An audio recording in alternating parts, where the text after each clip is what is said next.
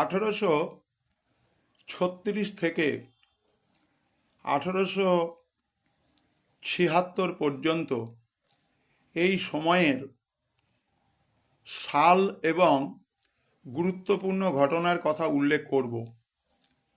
1836 থেকে ভারতের জাতীয় আন্দোলনের ইতিহাসে যে অধ্যায়, সেখানে প্রচুর সভা সমিতি তৈরি হয়েছিল, যার জন্য এর নাম সভা সমিতির যুগ।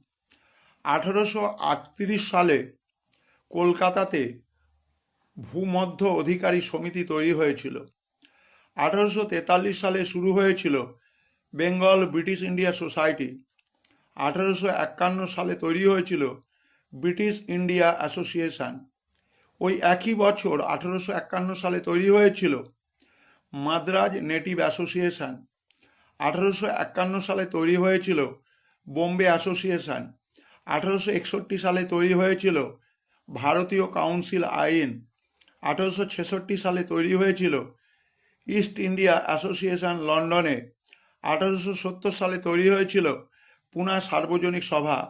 1875 সালে তৈরি হয়েছিল ইন্ডিয়ান লীগ।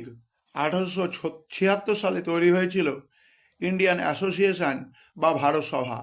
অত্যন্ত সংক্ষেপে সাল এবং গুরুত্বপূর্ণ প্রতিষ্ঠানের উদ্ভব এই বিষয়ে ধারণা দেওয়া হলো। সবাই ভালো থেকো, সবাই সুস্থ থেকো।